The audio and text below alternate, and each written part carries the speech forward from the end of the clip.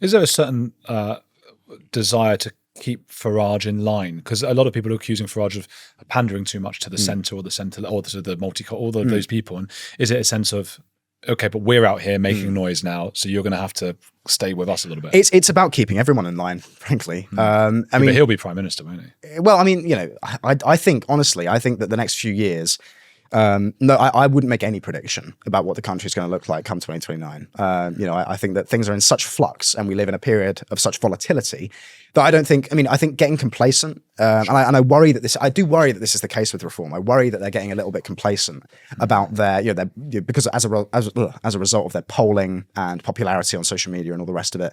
And I'm still a member of Reform UK, by the way. I still think that they're the most viable vehicle for the time being for the kind of radical change that this country needs. But I'm not a party loyalist. I'm not a party guy. I just think whichever party is the most viable as a vehicle for our ideas is the one that we should back. And so what we're trying to do with Restore Britain is show those parties who do respond to incentives and who want to win and who want power that that victory and votes and popularity lie with our ideas. We want to show reform. Listen, you need to adopt our talking points, which they've already started to do in the case of net negative immigration, as I said already.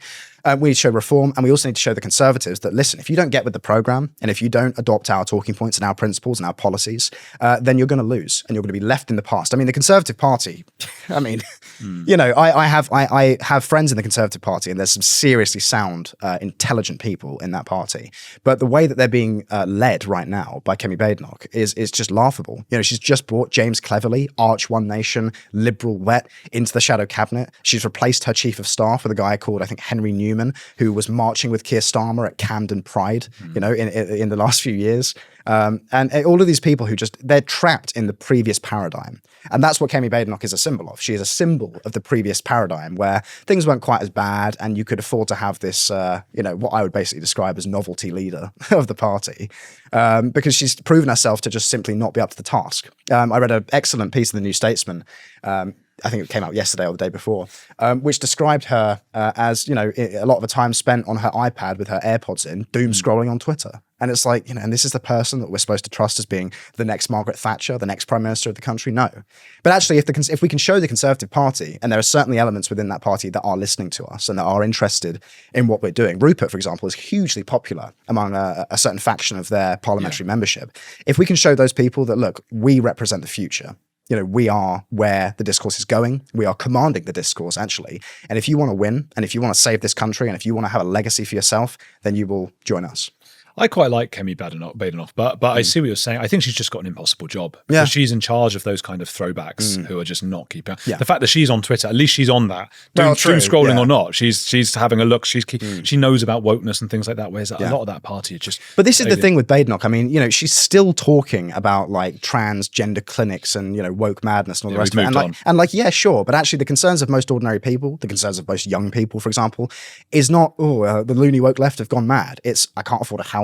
I can't afford to start a family. I'm being demographically replaced in my own country. Immigration is a big one. And this is the thing. Immigration is the most important issue right now, but it's so many other things. It's the cost of energy. It's the cost of food. It's the fact that our economy has become deindustrialized. And so many people work in these jobs where they're in these sort of brightly lit, air-conditioned office environments, punching a clock 9 to 5 for a manager who just regards them as a number on a spreadsheet. And they feel it's a soulless existence. And sounding like Marx. Yeah. Well, well, listen, I mean, we could get into Marx. The alienation of modern man. Well, listen, I mean, he wasn't wrong about that. And I think there were other contributing factors that he didn't talk about.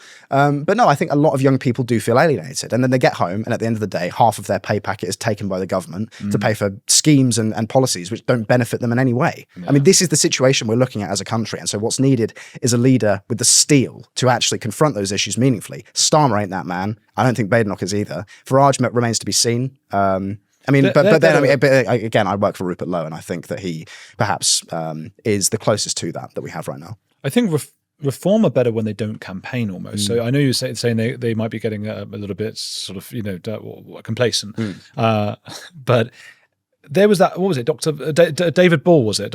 Not doctor, is he? No, he is a doctor. He's Dr. David Ball, going on about ghosts and things like that on TV. And I just thought, that's why they don't talk that much anymore, the reform. They're just sort of in the background. Well, I think this is probably part of their strategy, is just to let the other parties implode and just be the only option. And this is, again, another big reason why we started Restore Britain, is the only option, or the best of a bad bunch, is not good enough for the situation we find ourselves in right now. 20 years ago, the only option, sure, fine, whatever. But now in 2025, where we're staring down the barrel of the problems that you and I have talked about today, good enough is not good enough. Right. What we need is a true party of government that can rescue the country from the situation it finds itself in. And I've said in the past that I don't think either Reform or the Conservatives are in shape to be that just yet. I don't think either of them are viable as parties of government. And this is why I worry about the polling situation for Reform, because I think it is making them complacent. And I'm told by people inside the party that they are putting a lot of resources and work into policy and all the rest of it. And, we have yet to see much in that regard coming out of them. I'm prepared to believe that is coming. And I do think they probably will get serious about that stuff in the near future. Yeah. But all the while, it's, the all singing, all dancing Nigel Farage show. I just don't buy that as a meaningful party of government. Why haven't they assembled a shadow cabinet? Why haven't they put together a meaningful manifesto? I mean, there has never been a time where the public appetite is more desperate for that kind of thing. Because I think they know, just stay in the shadows for now. Yeah. Don't talk about ghosts. Yeah. And